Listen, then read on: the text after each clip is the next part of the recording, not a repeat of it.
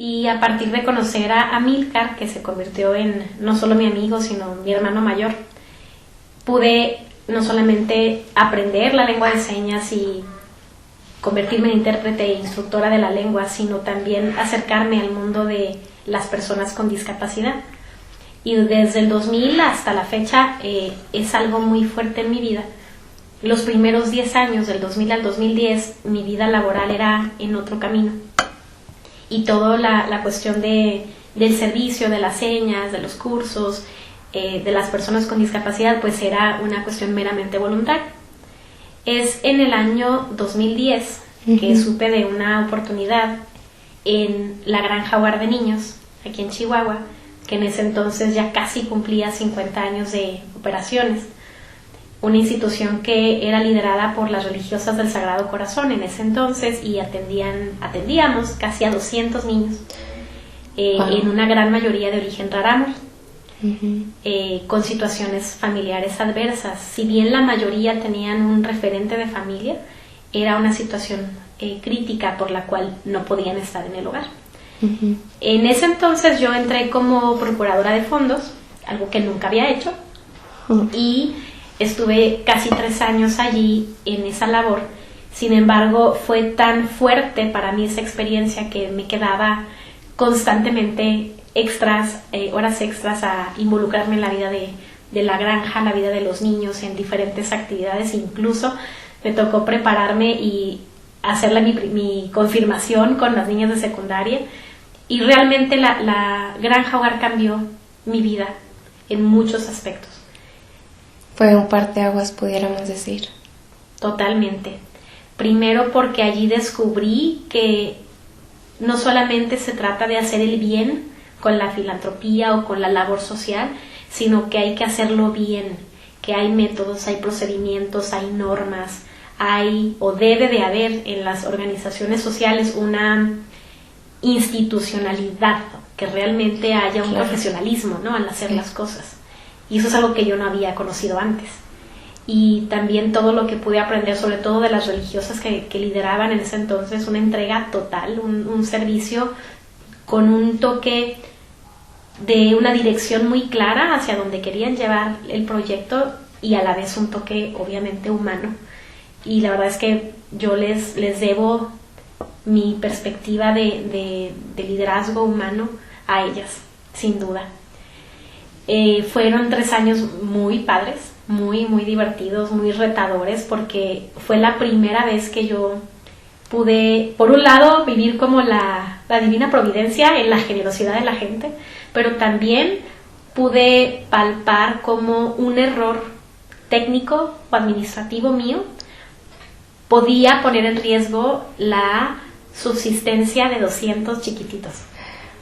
Qué fuerte. Fue una responsabilidad muy fuerte. Sí, sí. La madre Ana, que era la directora en ese entonces, me dijo alguna vez: si te equivocas o crees que te vas a equivocar, acércate conmigo y lo vamos a resolver, porque un problema tuyo es un problema de la granja. Claro. Un error tuyo es un error que trasciende a 200 personas. Entonces era como, ¿qué?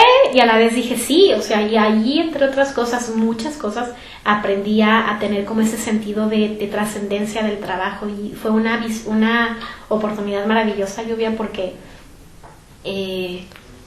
yo no pensé jamás que podía llevar el sustento a mi casa, o sea, subsistir dignamente haciendo algo que trascendía de esa manera a otras personas. Y yo no concibo desde allí mi vida haciendo una labor distinta, no me veo en otro sector de la vida de la sociedad, ¿no? Claro. ¿Y cómo es que llegas de la Granja Hogar a Colegio Riveras? Hubo un puente muy interesante, hubo una oportunidad intermedia. Después de la Granja Hogar tuve la oportunidad de integrarme a la Fundación Grupo Bafar, de esta impresionante empresa chihuahuense que trasciende la geografía mexicana incluso, claro, ¿no?, porque es mundialmente conocida. El Grupo Bafar tenía esta área de filantropía, y en ese entonces quien era la directora, creo que todavía es la directora, la licenciada González, confió en mí el área de comunicación y relaciones públicas, digamos, y diseño.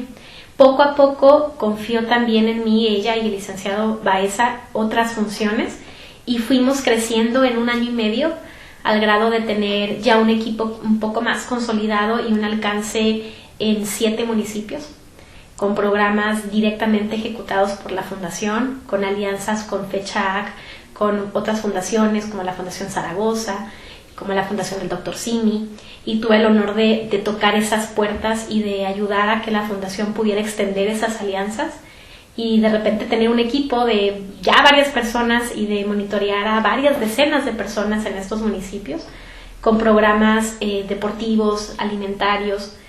Tuve la oportunidad de conocer en diversas partes del estado a la gente y esa oportunidad me dio una visión muy interesante.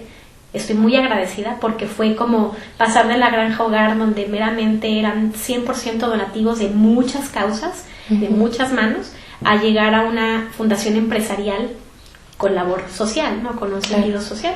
¿Y qué es exactamente lo que hace Fundación BAFAR? Fundación Grupo BAFAR tiene, en ese entonces tenía varios programas. El más fuerte es las escuelas sociodeportivas, que es una alianza con la Fundación del Real Madrid, del equipo de fútbol español. Este programa, que está en varias partes del mundo, lo que lleva es, a través del deporte, cuestiones de salud, cuestiones de valores y cuestiones también de alimentación. Entonces se conjugaba el banco de alimentos de la fundación, de los productos BAFAR, que se llevaba a diferentes partes, con el deporte, con la salud. También llegamos a hacer algunas otras campañas un poco más pequeñas, internas para el personal. También era la fundación la encargada de trabajar por un evento que se llama la Famiolimpiada, que es una vez al año para todo el personal y pueden llevar todas las familias. Incluso el programa de redondeo, impulsamos, se incorporó el programa de redondeo y se echó a andar en las tiendas del grupo, de una manera muy, muy bonita, porque se involucró, me tocó capacitar, diseñar la información y capacitar a cajeras, a jefes de tienda, a todo el equipo, para que supieran que el beneficio directo para la tienda es principalmente, igual que en todos los redondeos que conozco al menos, la eficiencia en caja.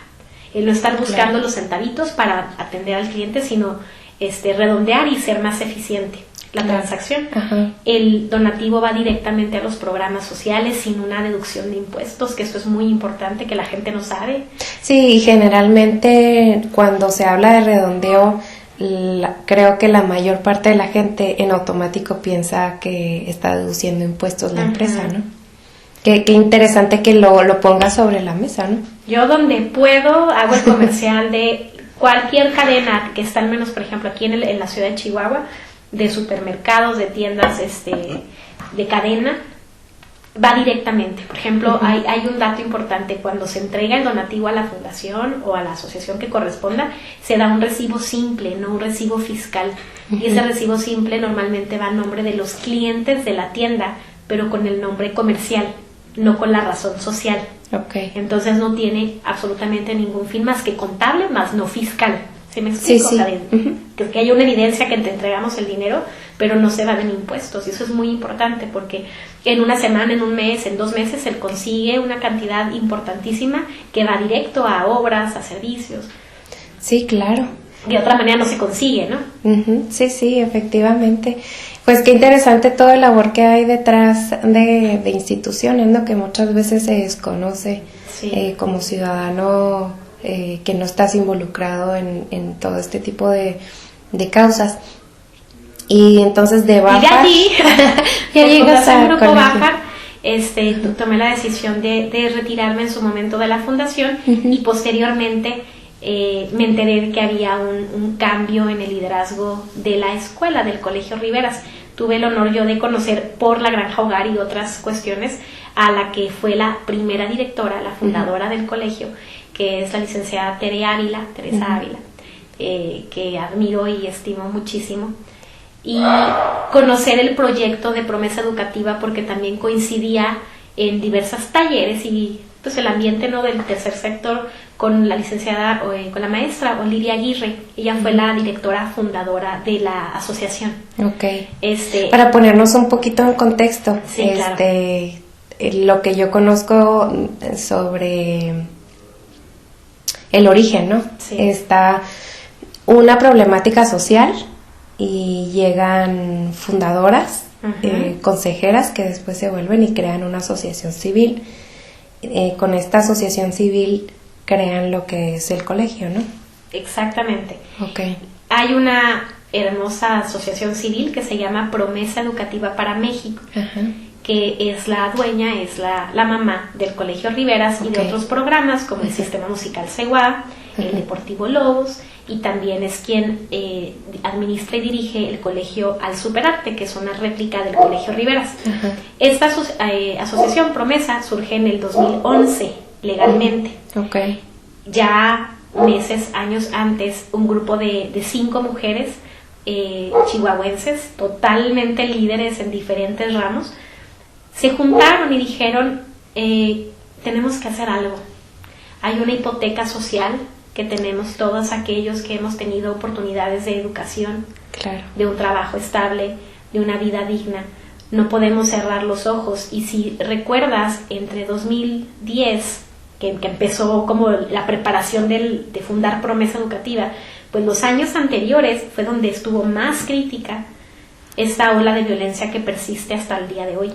Sí, hace precisamente 10 años, ¿no? Que es 2007, se agravó 2008, 2009 y pues sí, o sea, una problemática de violencia que afectó socialmente al Estado principalmente, y ahora lo estamos viendo pues a nivel país, ¿no? Pero en ese momento pues yo me imagino que ellas se preguntaron ¿qué podemos hacer? Y qué iba a pasar, ¿no? También con tantos niños, o sea, que estaban viviendo problemáticas de familia, ¿no? Que tal vez se iban a quedar en hogares monoparentales o tal vez también que... con duelos, con pérdidas. Sí, y cercanas. Totalmente. Y en un inicio, según cuentan las consejeras fundadoras, no tenían claridad de cuál programa implementar. Pero el objeto de Promesa Educativa, el objeto social, es implementar programas educativos, creativos, de alto impacto y cobertura para niños, niñas y adolescentes.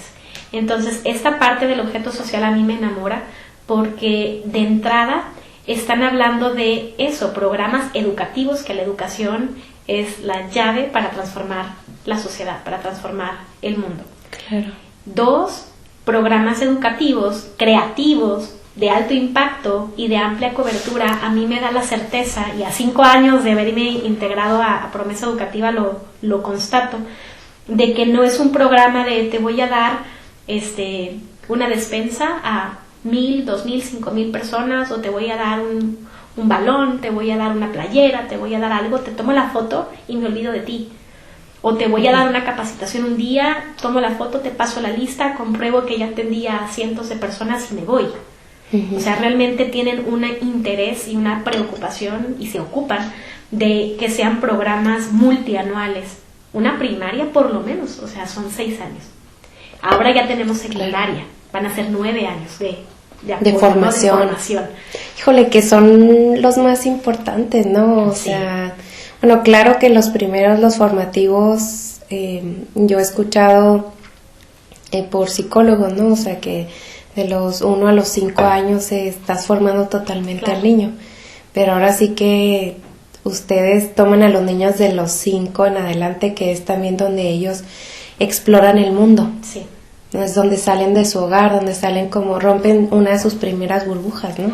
Totalmente. Y como bien decías, en esa crisis que persiste tristemente, pero que estuvo mucho más cruda, había una vergonzante, una cosa excesiva de exposición a la masacre. O sea, era en verdad desquiciante la exposición que tuvimos esos años a que afuera de tu casa hubiera una balacera, a salir y encontrarte a alguien decapitado, a alguien asesinado. O sea, era en verdad desquiciante. Y se agravaba en la periferia de la ciudad. Sí. Y a eso súmale también el factor maquiladora, ¿no? O sea, que hay estudios de finales de los 90 a la fecha, sí, que nos revelan, ¿no? O sea, que el factor maquiladora, que emplea en su gran mayoría mujeres solteras con familia, sí, pues cambió un poco el entorno familiar, bueno, no un poco, un mucho. Entonces, ¿qué pasa en aquellos hogares monoparentales donde se queda la mamá sola a cargo de 4 hijos? Sí, y dices, ¿qué hago? O sea, o me quedo aquí o los mantengo, les doy de comer, ¿no? Entonces, tienen que salir por un sustento y mientras tanto los niños, ¿dónde se quedan? Y justo en el 2013 se abre el Colegio Riveras, ya fundada Promesa Educativa, ya habiendo iniciado el sistema musical CEGUA en la Quinta Carolina y después en diferentes puntos de la ciudad, porque se da una coyuntura muy interesante. Una de las consejeras recibe por parte de su hija un libro que habla sobre un programa en Estados Unidos que se llama Knowledge is Power, el programa El conocimiento es poder, y habla de estos 2 locos que son los fundadores de KIPP, de este programa, que en Estados Unidos lograron transformar la educación en los sectores más marginados, con una escuela que abrió en el 94 en Houston, otra en el Bronx, en Nueva York, y en comunidades muy violentas. Entonces, cuando llega a las manos de una de las consejeras el libro y se enteran de esto, van a Houston, se entrevistan con gente de este programa de KIPP allá y les dicen, alto, ya hay alguien en México que está haciendo algo inspirado en nosotros, en Torreón. Tienen 2 años, ya tienen una escuela. ¿Cómo? Wow. Entonces, qué ironía, ¿no? Se me puso la piel chinita, ¿no? Yo digo que en verdad son diosidencias, porque como llega la información a la hija de la consejera, la hija le regala el libro, la consejera se informa, lo comparte con las otras, las señoras se movilizan, en verdad son muy perseverantes. Yo admiro muchísimo y por eso yo soy tan contenta y me siento tan bendecida de saber que, como te decía hace ratito, es una fundación que es liderada por gente con mucho compromiso y que en cada detalle, Lluvia, buscan el mejor todo, el equipamiento, el mejor personal, el mejor todo, como si fueran para sus hijos, como si fueran para ellas mismas, porque así ven a la familia de beneficiarios, ¿no?, que atendemos. Entonces, como en su momento van a Houston, irónicamente, de allá les dicen, ya hay en México alguien, vienen a México, contactan con la fundación en Torreón, y la escuela en Torreón, EduSer, nos lleva 2 años de ventaja. Ellos ya tienen hasta 3º de secundaria. Y luego en el 2013 se abre Riveras, inicialmente en unas instalaciones adaptadas mientras se construía el edificio, que es precioso, es un centro cultural, deportivo y de las artes que alberga a colegio y a deportivo y al sistema CEGUA. Y te quería llegar al punto de, estamos en Riveras, nos llamamos Colegio Riveras porque esa comunidad tiene características muy interesantes. La que más me gusta resaltar, más allá del, valga la expresión, el surtido rico de necesidades y de problemáticas, son familias que tienen ganas de cambiar la historia de sus familias. Son familias muy jóvenes, que la mayoría sí hay una figura materna y paterna, aunque muchas veces no es el papá directamente, puede ser una segunda pareja. Hay algún porcentaje que sí son mamás solteras, pero es menos del 20%. Sin embargo, son familias que se atrevieron hace muchos años a irse al llano. No había nada en Riveras. Ya tenemos una tienda, ya tenemos muchas cosas, pero antes no entraban ni siquiera las patrullas. Hace 5 años no entraban las patrullas, no entraban las ambulancias. Una vez hubo un incidente con un alumno y nos dijeron, tráiganlo, no podemos entrar. Hace 5 años. Y ahora tenemos una clínica ahí enseguida, gracias a Dios. Entonces, y a las gestiones de muchísima gente.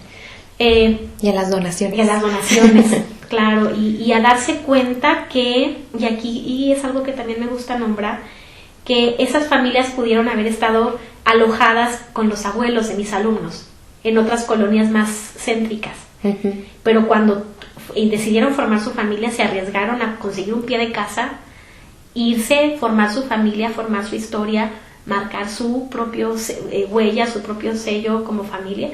Y eso es algo muy interesante, que son familias que realmente quieren salir adelante, que realmente quieren hacer todo por sus hijos y salir del desempleo y salir de una estadística de hace 10 años del INEGI en que el 80% de los adultos no terminaron la preparatoria. De una estadística del Observatorio de Delincuencia y Violencia donde dice que estamos por arriba en riberas del promedio municipal en varios delitos. Estamos arriba en robo a casa habitación, asalto a mano armada, pleitos entre pandillas, violencia intrafamiliar.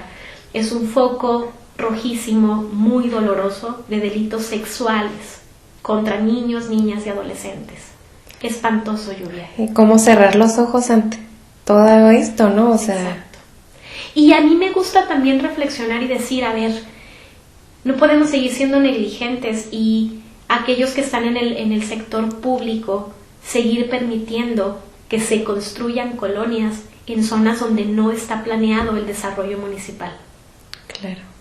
2, como empresarios, constructores, por ejemplo, no se puede seguir siendo negligente y vender lotes donde hay una casa de 30 metros cuadrados. Sí, exactamente. Donde no tienes oportunidades de crecer más adelante y ampliarte porque el terreno está así, porque sales y de aquí tienes la barda, aquí tienes al vecino, donde hay unos espacios así de áreas verdes. Sí, e incluso que al interior del hogar, ¿no? O sea, es lo que está sucediendo en la habitación de aquí se escucha en la otra habitación, ¿no? O sea, el hacinamiento. Sí. Y es muy doloroso porque yo veo cómo la corrupción, cómo la ambición genera estos focos tan críticos. Entonces, qué interesante cómo hay poco a poco se va como medio ordenando la ciudad, pero si te fijas, Riberas de Sacramento ha sido muchos años nombrado Riberas del Sufrimiento. Y yo batallo con los padres de familia, les digo, papás, jamás, nunca más nos vamos a referir así de nuestra comunidad, porque no más sufrimiento, vamos a sacar adelante a la comunidad. Y la verdad es que yo estoy enamorada porque las familias son muy generosas y hay gente súper noble, muy trabajadores, tienen varios trabajos. Y hablando ahorita, por ejemplo, de la maquiladora, también es algo interesante que como sociedad deberíamos de plantearnos, el impacto de los terceros turnos. Claro. Sí, porque finalmente si están aquí es porque para la empresa le es más costeable, ¿no? O sea, pagar ese tipo de sueldos.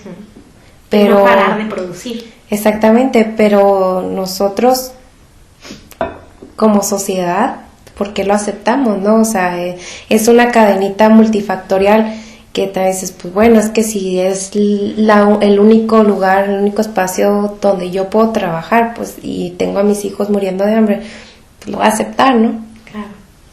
Y porque hay prestaciones y porque pueden tener seguro social. Claro, estás dentro de acobijado de una estructura, pero sí, o sea, ciertamente yo creo que debería de ahora sí que eso viene desde la parte pública, ¿no? O sea, de decir, gobierno, a ti te toca como regular esa parte. Claro.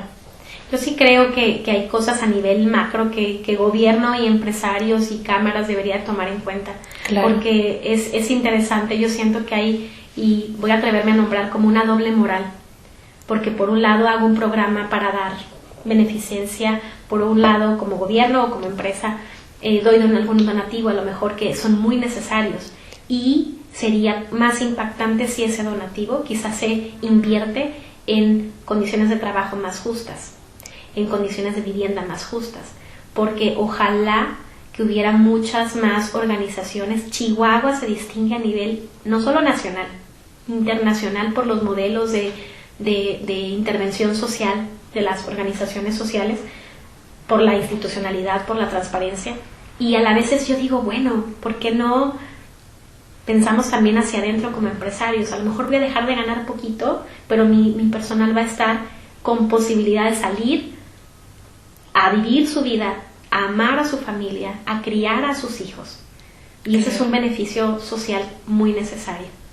Entonces, nuestro esquema es justo un horario extendido de 8 horas y poquito más de 8 horas diarias, porque durante la jornada los niños reciben desayuno, reciben comida, tienen las materias oficiales de la currícula oficial de la Secretaría de Educación, pero tenemos una carga un poco extra de matemáticas y español y tenemos una serie de actividades curriculares. Tenemos inglés, tenemos tecnología, tenemos música, tenemos formación del carácter, tenemos deportes, evidentemente, y además hay academias deportivas en la tarde. Entonces, la intención es eso, apoyar a las familias que tienen trabajos demandantes para que sus hijos estén cuidados, y no solo cuidados, aprendiendo y desarrollándose. Claro. ¿Y tienen también servicio de comedor o eso no está? Sí, es desayuno y comedor. ¿Cómo es? No sé si te gustaría contarnos cómo es un día en Colegio Riveras. ¿Entran a qué hora? 7 de la mañana, me imagino, ¿sí? El equipo docente de primaria llegamos a poquito antes de las 7:20 de la mañana, y esos primeros 10 minutos del día estamos arrancando motores, preparando los últimos detalles para arrancar, y a las 7:29 nos dirigimos algunos a la puerta, y a las 7:30 se abren las puertas para primaria. Secundaria entra 10 minutos antes para no hacer un caos de movimientos, ¿no? 10 minutos estamos recibiendo a los niños, algo que yo realmente es como mi inyección, más que el café del día, es la inyección de energía, el ver a los niños llegar, el ver a las familias despidiéndose de ellos, el poder platicar con los papás en la puerta todos los días, o la mayoría de los días estoy yo ahí. También ver a los papás siendo voluntarios con las guardias de protección civil, y esos 10 minutos, créeme que me inyectan. Algo que procuramos, es un detalle, pareciera sencillo, pero no lo es llamar a los niños por su nombre siempre, cualquiera de nosotros. Entonces, desde que el niño llega es, hola, ¿cómo estás? Por su nombre, el abrazo, chócala, mostrar un recibimiento brillante. Yo le llamo una cara brillante, una sonrisa brillante, una sonrisa amorosa. Esté lloviendo, haga frío, no haga frío, haga calor, y a partir de ahí el niño debe de sentirse, que es como mi no negociable, de mi perspectiva personal, amado y seguro. Claro. Y bienvenido, ¿no? Bienvenido. O sea, llegué al hogar. Y yo pienso, o sea, si yo en la primaria me hubieran recibido en la puerta con una sonrisa, un chistorete y por mi nombre, yo diría, estoy en casa, ¿no? Estoy en mi segundo hogar. Entran los niños, a las 7:40 se cierra la puerta y empezamos con el desayuno. A partir de las 8 ya empiezan las materias. Los salones son muy amplios y esto permite que haya el área de las bancas, que la única regla es que haya pasillos entre las filas, equipos, binas, que pueda circular la maestra para poder monitorear el trabajo de alumnos y poder apoyarlos durante su trabajo. Okay. ¿El desayuno es cubierto por el colegio o es por los alumnos? ¿O cómo? Es cubierto por el colegio. Okay. Sin embargo, invertimos un poquito más de 3,000 pesos al mes por niño. Y actualmente tenemos 364 alumnos en primaria, 60 en secundaria y 180 en Colegial Superarte. Entonces, estamos atendiendo a 600 niños en Chihuahua en este momento, casi 3,000 a nivel nacional en la red de colegios que ya se ha ido constituyendo desde el 2011 hasta la fecha. Ahorita, si quieres, platicamos de la red. Okay. En Chihuahua, los padres de familia, las madres de familia están invitados a aportar poquito más del 10%, 320 pesos al mes aportan los papás. Okay. En primaria, 370 en secundaria. Uh-huh. Entonces, este 10% lo que implica es esa corresponsabilidad. Claro. Y para aquellas familias que no pueden aportarlo en efectivo, pueden hacerlo con trabajo voluntario. Okay. En biblioteca, en el huerto, en cocina, en intendencia, ayudándolos a sacar copias, a preparar material escolar, en lo que puedan y en el horario que se acomode. Y esto permite que el padre de familia no pierda esa parte de es mi hijo y voy a hacer un esfuerzo. Sí, y claro, está dentro de un margen, te digo, de 90-10, pero también ni siquiera la guardería por una semana te sale en ese precio. Sí, exactamente. Entonces es algo muy importante que Promesa Educativa lo ha manejado. Cada escuela a nivel nacional es libre de ponerlo desde una tasa sencilla como esta, una cuota simbólica, hasta ser gratuito completamente. En Chihuahua hemos decidido que esa corresponsabilidad es importante, porque no es un programa asistencial que genere paternalismo, sino un asistencial que genere desarrollo. Sí, sí. ¿No? Entonces los niños reciben el desayuno allí. Luego ya empezamos con las clases, como te decía, hay salones amplios y hay momentos de estar en la alfombra trabajando, luego volvemos al lugar, hay momentos de lectura independiente y un rincón de lectura en cada salón. Entonces durante el día hay estos movimientos dentro del aula. Algo que sí es muy importante y que si pudieras visitarnos verías con mucha claridad es que el esquema tradicional de estar uno detrás de otro, las bancas, de tener el escritorio al centro, al frente de los niños, eso no existe ahí. Porque esa distancia del docente, para empezar, el escritorio no hay un escritorio, hay una mesa de trabajo a un lado, en una esquina, que la maestra utiliza para cuando los niños no están, para planear, para revisar, pero cuando los niños están es la maestra circulando, monitoreando, cercana, todo el tiempo. Hay una media hora de recreo, sale primaria menor a las 10, sale primaria mayor a las 10:30, luego secundaria, luego a partir de las 12:40 hay 4 turnos de comedor, y a partir del recreo principalmente ya empieza a haber las materias extracurriculares. Según sea la materia, hay algunas dentro del salón, hay algunas fuera del salón, y así acaba el día hasta las 4 de la tarde, que entregamos a los niños. En el caso de los miércoles, todos los miércoles los niños salen a las 2 y ese día no hay comedor en la tarde porque salen más temprano. Pero es con el objetivo de tener la oportunidad de trabajar con los docentes, capacitación, desarrollo profesional, academia, planeación, capacitación externa en temas críticos, que es importante, cada semana.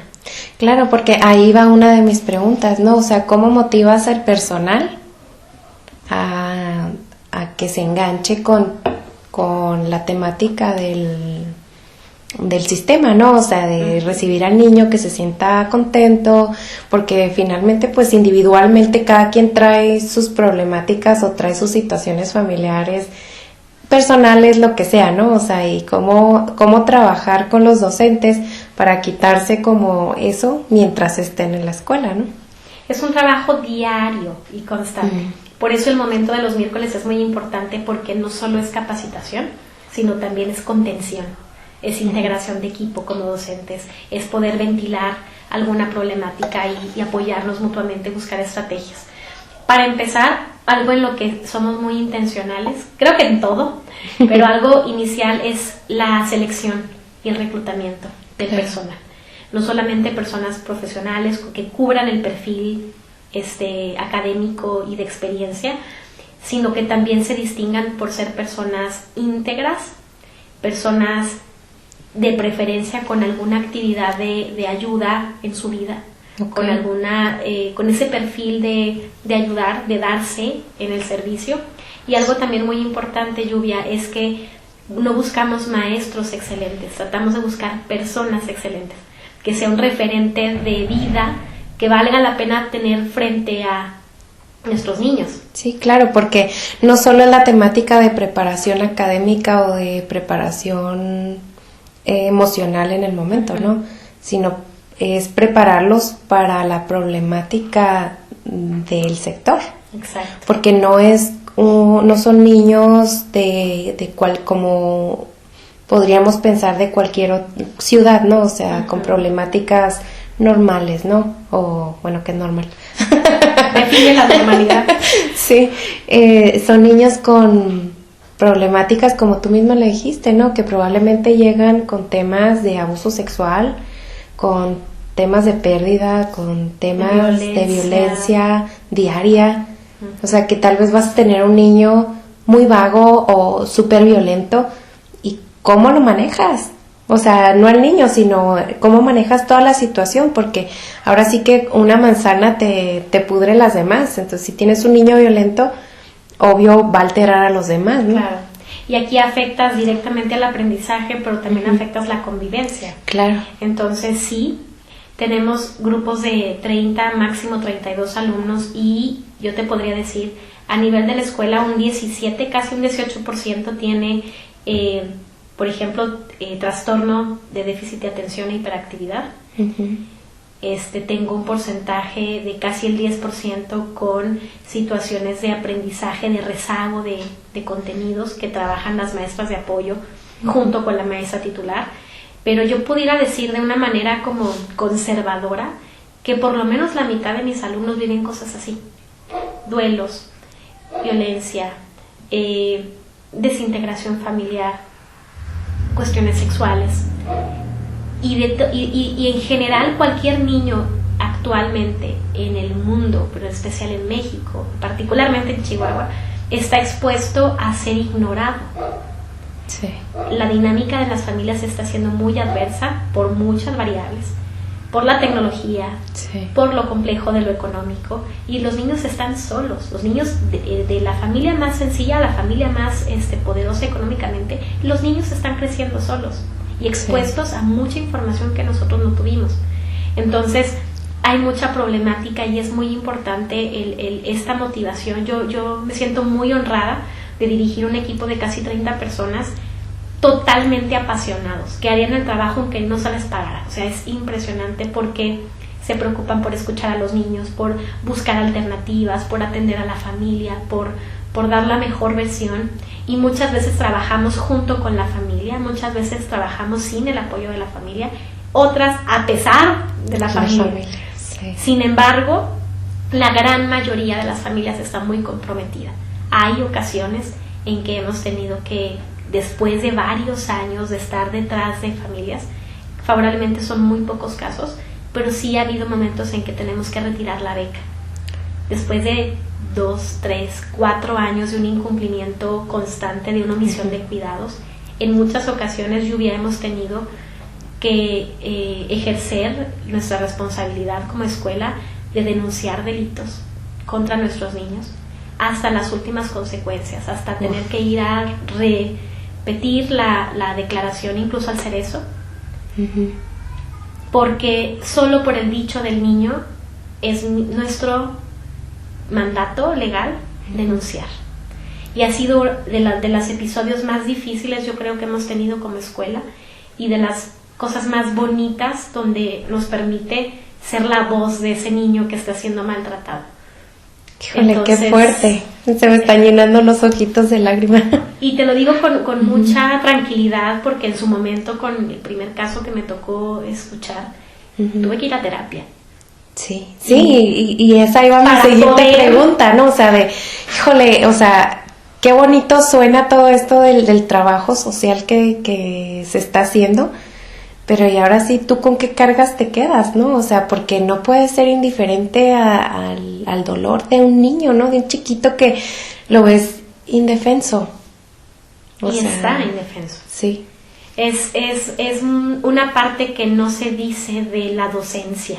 Sí. Yo quisiera que pudiéramos volver a las épocas de antes, donde el sacerdote, que el docente era autoridad, la policía era autoridad.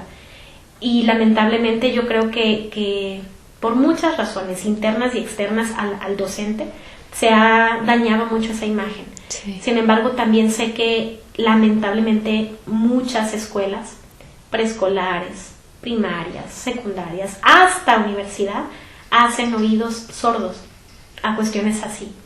Y es totalmente en contra de la docencia, porque cuando enseñas quieres formar al individuo y para ser libre a través del conocimiento, para formar una sociedad mejor, para crear cosas mejores. Entonces no puedes crear nada, no puedes enseñar nada si no te importa la persona. Claro. Y cuando nos piden ayuda, a gritos, y a veces se tacha de, ay, es disperso. Muchas veces se esconde una problemática horrorosa con una cara de dispersión y poca concentración en el aula. ¿Cómo se va a concentrar un niño o una niña de 5, de 6, de 7, de 8, de 10 años? Cuando está viviendo un infierno en sus casas, en sus colonias. ¿Cómo se va a concentrar? Entonces esta parte, la clave del Colegio Riveras, la clave de las redes, de las escuelas de nuestra red a nivel nacional, es formar el carácter mientras formas lo académico. O sea, es así. Sí. Los creadores de KEEP, de este programa en Estados Unidos, decían que si tuvieran que darle un valor a que es más importante, le darían el 51% al carácter y el 49% a lo académico. Porque de poco sirve a alguien en el mundo, en la sociedad, en las empresas, que sepa mucho pero no tenga inteligencia social, ¿no? Sí, totalmente. O sea, lo vemos en muchas empresas, ¿no? De que la gente renuncia y son estadísticas, ¿no? No está renunciando a la empresa el que renuncia, sino generalmente es al liderazgo que ejerce la autoridad que está por encima. Exacto, y se percibe esta crisis de valores, esta crisis de carácter en la gente, y a mí me alegra mucho ver, y te cuento de manera muy general dos datos. Por un lado, El año pasado, el ciclo 18-19, tuvimos la oportunidad de tener por primera vez sexto, porque la primera generación fue la que ha ido inaugurando el grado siguiente, que ahorita ya está en primero de secundaria. Entonces, en junio del año pasado pudimos presentar Planea, que es una prueba nacional que antes se llamaba Enlace, y que está alineada a PISA, que es a nivel internacional. Sí. Esta prueba mide el pensamiento lógico, matemático y lenguaje, lo que es español. Y el promedio en el 2015 nacional fue el mismo que en el 2018. En matemáticas, únicamente el 23% de los niños de sexto grado, o sea, 2 de cada 10, logró el nivel satisfactorio o sobresaliente a nivel nacional. En español, el 18%. Entonces, en promedio, en ambas materias, 2 de cada 10 niños de sexto en México está aprendiendo lo que debe aprender. Y lo está procesando, ¿no? Exacto. Y el año pasado que presentamos nosotros por primera vez, en promedio fue el 70%. Wow. Y algo muy bonito es que nos dimos cuenta por primera vez, caray, o sea, sí está funcionando. Sí está funcionando. Y a la vez, algo muy importante es que las maestras de sexto y el equipo en general reflexionamos qué nos faltó con el otro 30%. Porque el 100% puede. Sí. El lema más fuerte de nuestro sistema es todos vamos a aprender. Niños, familia y docentes. Y firmamos un compromiso a la excelencia cada año. Lo hacemos simbólico para hacer lo que a cada quien le corresponda, niños, maestros y familia. Esa triada. Para que los niños aprendan. Entonces, cuando yo veo, caray, triplicamos poquito más el resultado de México, da rabia. Da rabia, porque si nosotros podemos, ¿por qué las demás escuelas no lo han logrado? Entonces es como exigirnos más para poder, con el ejemplo, mostrar el camino y decir, niños y niñas de Riberas, con una situación familiar, social muy adversa, están logrando 3 veces más que cualquier otro niño en México. Y eso, le digo, da rabia, porque todos los niños de México pueden. Entonces es como decir, tenemos una meta más ambiciosa para este año. Por un lado, te digo, son datos. Sin embargo, también te puedo decir que casos muy críticos por este tipo de delitos de los que han sido víctimas, están brillando en nuestra secundaria, están brillando en nuestros grados mayores. Vemos a familias que en un principio estaban negadas a aceptar un duelo, un suicidio de algún familiar, un asesinato, una pérdida fuerte, las tenían enterradas, y cómo a través de Escuela para Padres, del trabajo con sus hijos, ahora los ves floreciendo, liderando proyectos comunitarios, haciendo lo mejor en sus trabajos, haciendo lo mejor con su familia y a punto de graduar a sus hijos. Entonces es como muy, muy esperanzador a nivel humano y a nivel académico. Wow. Me encanta todo lo que se está haciendo, ¿no? Porque generalmente nada más vemos en medios de comunicación las estadísticas malas, ¿no? Sí. Pero creo que hay un gran camino que nos falta por recorrer como sociedad civil, ¿no? O sea, de decir, híjole, ¿qué vamos a hacer para recuperar todos los espacios, ¿no? O sea, y ahorita con esta ola de violencia que se está repuntando nuevamente, también es mucho el trabajo que nos queda, ¿no? Pero por otro lado, este espacio se abre, en sí el podcast, pues para saber qué está haciendo ciertas líderes, ¿no? O sea, y lo que yo me he dado cuenta es que generalmente las que están detrás de temas de comunidad, temas sociales, es la mujer. Porque la mujer es la que se encarga de crear comunidad. Sí. Entonces, no se me hace extraño en el caso de las consejeras que todas sean mujeres, ¿no? O sea, y no es un requisito, ha sido circunstancias, ¿no? Sí, y es como que dices, híjole, es admirable todo el trabajo que hay detrás y la estadística que ustedes están logrando sacar, ¿no? A pesar de todas esas circunstancias. Y en el caso, por ejemplo, de niños, como tú dijiste, que se van hasta las últimas consecuencias y yo como institución se me hace un mundo. O sea, porque ¿qué pasa cuando llevas a la situación hasta las últimas consecuencias? En ocasiones yo lo que pensaría es que tal vez el niño tendría que salir incluso de su casa. Uh-huh. Pero ¿y entonces dónde queda la educación, la formación que se le estaba dando? O sea, bueno, que ya después se resuelve con temas de logística, ¿no? Ves cómo el niño llega y todo a la escuela, pero me parece increíble todo lo que se está trabajando. Y no sé si te gustaría compartirnos alguna historia así como que tú digas, este niño empezó en primero, un caso así de súper éxito, ¿no? Empezó en primero y hemos visto como su cambio exponencial en todos los sentidos ahorita que lo tenemos en tal grado, ¿no? Te puedo contar muchos, gracias a Dios, pero ahorita viene a mi mente un niño que está actualmente en 6º de primaria. ¿Por qué viene a mi mente? Porque justo ayer en la asamblea, nuestros honores, tuvimos un momento más amplio, porque se presentaron las 4 planillas para la sociedad de alumnos que por primera vez vamos a implementar. Uh-huh. Y algo importante es que las planillas, el requisito era que hubiera al menos un integrante de cada salón, desde primero de primaria hasta primero de secundaria. Okay. Y en una de las planillas, y una de las que se ve más fuerte, de repente veo a uno de los integrantes, que es este chiquito, y él ha sido un alumno brillante, tiene un liderazgo y tiene un carisma, el canijo, que arrasa. Y ese liderazgo a veces lo hace para mal, ¿verdad? Para la vagancia. Generalmente pasa, ¿no? Sí pasa. Ha habido años muy críticos en que las maestras que ya no sé qué hacer con él, ya intenté esto, ya le dije, ya lo motivé, y no agarra la onda y sigue interrumpiendo la clase. Y curiosamente en lo académico son brillantes, ¿no? O sea, si le preguntan algo lo saben. Sí. Sí. A veces no le da la gana plasmarlo en un trabajo, ¿verdad? Uh-huh. O eso no le da la gana plasmarlo en un examen, pero sabe, es muy listo, es muy líder, y se lo he dicho muchas veces. Y recuerdo justo ahorita te platicaba, por ejemplo, del tema del suicidio.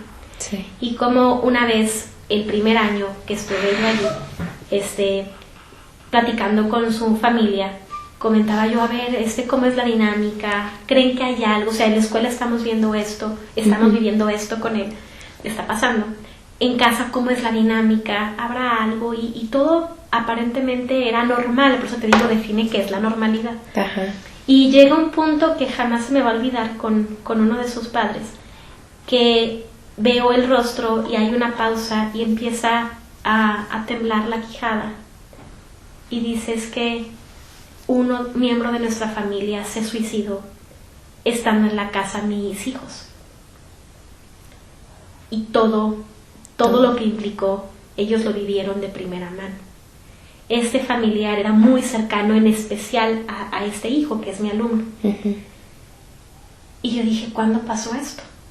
Cuando estaba en 2º de kinder. O sea, habían pasado casi 4 años. Uh-huh. ¿Y cómo lo han manejado? No lo hemos manejado. Dejamos de hablar de ese familiar. Y ahí, y se me ponen las manos bien heladas, yo dije, ay caray, o sea, enterraron a esa persona que era un referente muy importante para el niño, era una figura esencial, y dejaron de hablar. Entonces ni siquiera podía venir a la mesa en la familia un recuerdo bonito, una Navidad, un paseo, nada, porque enterraron, como si lo hubieran podido borrar de la historia de la familia. Y entonces en esa reunión, que se alargó bastante, ese familiar empezó como a hacer catarsis. Uh-huh. Es que ni yo había hablado de ese familiar que falleció.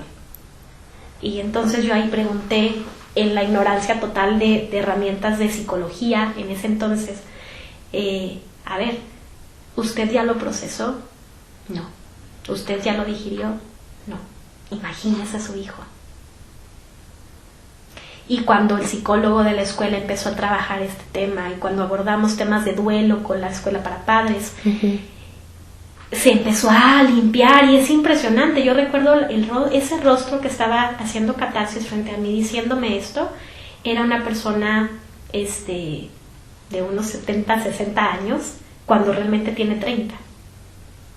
Y ahora, viendo brillar a su hijo, viendo a su hijo liderando positivamente una planilla, viendo cómo está desarrollándose y floreciendo. Y veo nuevamente ese rostro que antes me parecía de 70, ahora sí parece de 30 y tantos. Yo digo, ¡ay! Y así tengo muchos casos. Gracias a Dios, hay muchísimos casos que pasan a veces de la sobreprotección o a veces de la violencia. Otro caso, por ejemplo, que te puedo contar de otra alumna que está brillando ya también en primaria mayor. Una vez de chiquitita, en los primeros años, su mamá se frustró mucho porque no quería hacer la tarea. Estaba llori. Entonces en casa se desesperó al grado de infringir una violencia muy fuerte contra su hija, muy fuerte. Sí. Gracias a Dios nos dimos cuenta.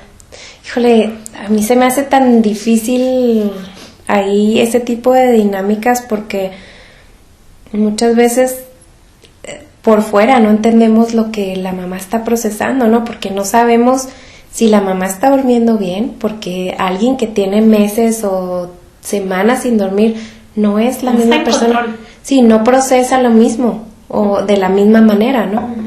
Entonces te puedes volver un monstruo si no duermes. El simple hecho de no dormir. Ahora súmale otro tipo de factores. La presión económica, la presión del trabajo, problemas de pareja. Sí, que bueno, yo no sé el caso de esta señora, ¿no? Pero pues... va encaminado por una cuestión familiar difícil y principalmente cuando la citamos y le dijimos, señora, con una foto de lo que sucedió, de la evidencia que dejó en el cuerpo de su hija, en una parte totalmente visible. Rompió en llanto, hizo catarsis, nos platicó su vida compleja y decía, es que es tan importante para mí que mi hija no pierda el colegio que no me podía permitir que no llegara con la tarea al día siguiente. Entonces me desesperé mucho, no supe qué hacer porque ella merece una vida diferente y yo no se lo podría dar si no es con el colegio. Entonces fue una frustración de querer cumplir, pero de una manera desmedida, de una manera desvirtuada, que favorablemente hemos trabajado mucho y ya hay otro hermanito con nosotros, y esa familia ha crecido muchísimo. Ambos padres se han abierto a tener ayuda, han mejorado muchísimo su dinámica al grado de realmente estar coordinados para una crianza positiva. Pero yo esa vez dije, bueno, hay que checar también la carga de tareas, hay que revisar esa parte, pero realmente no era una tarea desmedida, o sea, porque era algo, sencillamente la niña estaba cansada, no quería hacer la tarea. Y la señora sacó esa frustración de no podemos perder el colegio de una forma inadecuada. Y ahora veo una relación muy sana entre ellos y es muy bonito. Muy bonito. Ay, pues ya varias veces me has tenido aquí con el nudo en la garganta. De hecho, fíjate, es muy interesante porque a veces lloramos de la alegría, a veces lloramos de tristeza en el colegio y es algo importante y tratamos de erradicar frases que inhiben la expresión de las emociones, no solamente por la formación del carácter, que es incluso una materia, ¿verdad? Sino también esta parte de no llores, no, quieres llorar, está bien, hazlo. Claro. Y cuando estés tranquilo, tienes que volver al salón, ¿me explico? O sea, esa parte, pero hasta algo tan sencillo como no llores. Sí, es una carga muy fuerte, ¿no? Y socialmente no es aceptable, al menos en México, ¿no? O sea, de que no nadie quiere ver a alguien más llorar. Porque se tiene la idea de que el carácter fuerte es el carácter que impone, el carácter incluso hasta llega a ser violento. Cuando realmente un carácter o que se esconde las emociones, no las reconoce o que actúa con violencia, es un carácter débil. Claro. Un carácter fuerte es el que es resiliente, el que se autocontrola, se autorregula, el que identifica sus emociones, el que las saca y las canaliza de una manera correcta. Eso es un carácter fuerte. Claro, emocionalmente, con mucha inteligencia emocional, ¿no? Exacto. De saber reaccionar en el momento. Oye, y ¿cuáles son los planes de promesa educativa? Yo sé que tú estás en Colegio Riveras, pero pues tal vez tengas por ahí otros datos. Sí, pues mira, la realidad es que los colegios, como te decía, Colegio Al Superarte, que Fundación Al Super, al ver la labor que se estaba haciendo en Colegio Riveras, que ya eran aliados y donantes del colegio, deciden asumir de su bolsillo, con sus recursos, la creación de un colegio nuevo. Entonces ellos tienen ya 3 ciclos escolares, este es su tercer ciclo escolar. Colegio El Superarte, Colegio Riveras Primaria, Colegio Riveras Secundaria, pues cada año ha ido creciendo y llegaremos a una cobertura más amplia de niños. Y como colegios, pues es un compromiso multianual. Hay que, como tú decías, buscar los recursos, no solo para el ciclo actual, sino para el ciclo que sigue, ¿no? Para poder dar una seguridad a las familias de que pueden seguir sus hijos con nosotros. Sí, claro. Y hace un momentito me platicabas de las redes. Sí. ¿Cómo funciona eso? Pertenecemos, al estar inspirados en KEEP, en este programa, pertenecemos a 2 redes. The One World Network of Schools, que es a nivel internacional. Estamos en América, en México, en Chile y en Uruguay. Y en otros países estamos en Israel, estamos en Sudáfrica, y ha habido algunas colaboraciones con India e Indonesia, si la memoria no me falla. Como sistema KEEP. Como sistema inspirado, escuelas inspiradas en KEEP. Y realmente es muy impresionante. El año pasado tuve la oportunidad por la red en México. Como parte de la red internacional, en México, en el 2016 se formó una asociación civil que se llama Superación, Excelencia y Resultados, SER, por las iniciales. Entonces, SER me invitó y patrocinó, junto con otras 2 compañeras, a participar en un programa en Estados Unidos que la traducción sería Academia Nacional de Supervisión de Directores. Okay. Fue un programa de todo un año que era presencial cada 3 meses, y en esa academia pude coincidir con mis compañeros de Sudáfrica, de Uruguay, de Chile y de Israel. Entonces fue muy impresionante, porque aunque yo ya tenía la conciencia de que estábamos en estos países, ¿no? Que había compañeros haciendo lo mismo pero en otro idioma, ya conocerles y ver que efectivamente en una misma mesa estábamos aprendiendo, escuchando del inglés, traduciendo en español, traduciendo al árabe, traduciendo al hebreo, fue muy impresionante. Y cómo sin importar el plan curricular de sus países, las reglas, los calendarios escolares, porque Uruguay pues tiene estaciones al revés que nosotros, ¿no? Ahorita es verano, aquí es invierno, no importan las características culturales, sociales, políticas o educativas, se implementa el corazón de la formación del carácter, la formación académica de excelencia, con los mismos protocolos, las mismas herramientas de observación y retroalimentación a los docentes, de análisis de datos, de planificación de clases. O sea, esas herramientas transversales son literalmente aquí pues no en China, pero sí en Sudáfrica. Entonces, en México, te decía, hace unos años, en el 2016 se formó la red para tener personalidad jurídica, y actualmente somos 12 escuelas. Estamos aquí en Chihuahua, en Coahuila, en Torreón, en Los Cabos, en Guadalajara, en Hermosillo y en León, Guanajuato. Wow. O sea, el pionero fue Torreón y siguió Chihuahua. 2 años después Chihuahua. Y luego se siguieron abriendo las otras escuelas en otros estados.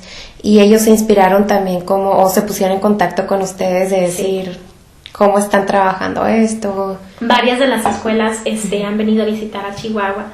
Evidentemente Torreón son nuestros pioneros, y hay mucha colaboración tanto para lo operativo, para la procuración de fondos, para la institucionalidad, sistematizar procesos, y obviamente para todo lo académico. 4 veces al año nos estamos reuniendo físicamente en alguna ciudad. Las líderes escolares, las coordinadoras, que les llamamos coaches instruccionales. Este año estamos llevando a entre 1 y 2 maestros de excelencia junto con nosotros a los cursos, y una vez al año, además de estos 4 momentos, hay una cumbre en que todo el equipo vamos a una ciudad. El año antepasado nos tocó ser sede, y nos vamos reuniendo para no solamente conocernos y una parte de celebración, sino principalmente para chambear, para aprender nuevas estrategias, practicar juntos, y como enmarcar, es al principio del ciclo, para enmarcar como el trabajo que vamos a hacer en todo el ciclo. Entonces es muy, muy impresionante. ¿Qué planes tiene Promesa? Pues seguir creciendo, no solamente en cobertura, sino principalmente en la solidez de los programas. Los colegios, el sistema musical CEWA, que es un sistema de agrupaciones musicales comunitarias para niños y jóvenes, que todos los docentes son músicos profesionales, expertos concertistas, etcétera, que también tiene mucho trabajo con las familias. Sí, claro. A un costo simbólico por mes de la enseñanza, y esto es extraescolar, de 3:30 a 7:30 en diferentes puntos de la ciudad. El deportivo Lobos con nosotros, porque somos los Lobos de Riberas, es nuestra identidad, nuestra mascota, y los Búfalos en Colegial Superarte, pues son actividades extracurriculares, deportivas.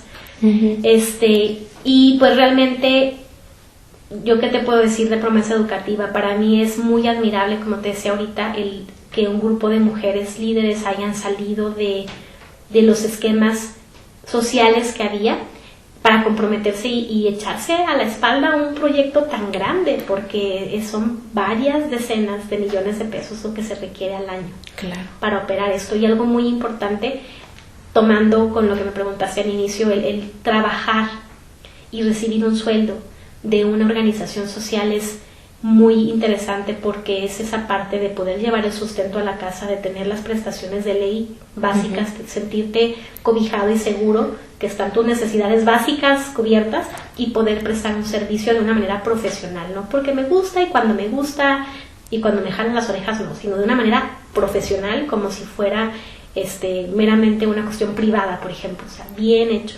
Claro. No, pues, ¿qué te puedo decir? Hay mucha labor detrás de todo esto, que tal vez ahorita no nos resumiste en una hora o poco más de una hora. Sí. Pero pues es una labor titánica, y no sé si en sí Promesa Educativa tenga idea de abrir otros colegios en otros puntos de la ciudad a futuro, ¿no? O sea, porque como tú me dices, entiendo que ahorita es un gran reto el sostener lo que ya se avanzó, ¿no? Sí, la verdad es que es un reto muy grande.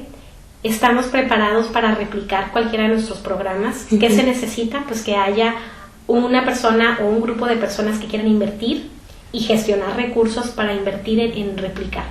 Como sucedió con Fundación Al Super, con Colegial Superarte, el expertise, el conocimiento está, el método está, se requiere recursos. Entonces sí hay la capacidad, no sé si haya los planes, eso sí lo desconozco, sin embargo nos encantaría que pudiera replicarse, porque está comprobado que da resultados.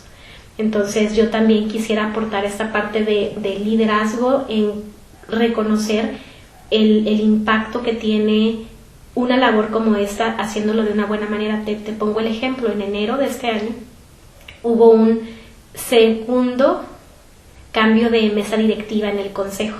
El consejo fundador, luego hubo una nueva mesa directiva que duró creo que 2 años, y ahora a partir de este 2020 ya hay otra mesa directiva. Las demás consejeras siguen siendo consejeras, pero ahorita preside la señora Rosy Corral, y es muy impresionante cómo ellas mismas, a mí me maravilla, cuidan tanto esos detalles de que haya ciclos sanos de liderazgo para que se oxigene, para que se mejore, para que nunca se pierda como esa frescura en las estrategias. ¿Sí me explico? O sea, sí, claro, cuidan mucho esa responsabilidad en el liderazgo, aprovechando la experiencia de las que lideraron anteriormente, siguen activas y diciendo vamos a un siguiente ciclo, y es una planeación estratégica, y le dedican mucho tiempo a que realmente las cosas funcionen de la mejor manera, acercándose a los operativos cuando es necesario, escuchando nuestras inquietudes, nuestras propuestas y tomándolo de una manera muy responsable. Yo la verdad te digo, no conozco otra organización con esta calidad, con esta calidez y con este compromiso. Es una bendición, y también es muy bonito cómo vemos que todo el equipo lo sabe así. O sea, cada uno de los integrantes de Promesa tratamos de hacerlo mejor porque sabemos que el otro también lo está haciendo. Y yo creo que así debería ser México, ¿no? Sí, definitivamente.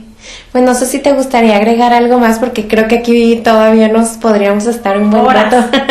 Si me aceptas aquí, pues primero agradecerte, desearte mucho éxito en este proyecto que estás emprendiendo, y darte las gracias no solo por permitirme platicar de esta labor de Promesa, a quien en este momento represento con mucha humildad, a todo mi equipo, a todos mis compañeros, sino también como hacer esa invitación de pensar en el sector social como una posibilidad de entrega de vida. O sea, yo te digo, si Dios me permite, yo espero que el último de mis días sea en esta labor, porque es muy gratificante ver cómo tu trabajo y tu conocimiento técnico académico puede impactar positivamente en una persona o en un grupo de personas.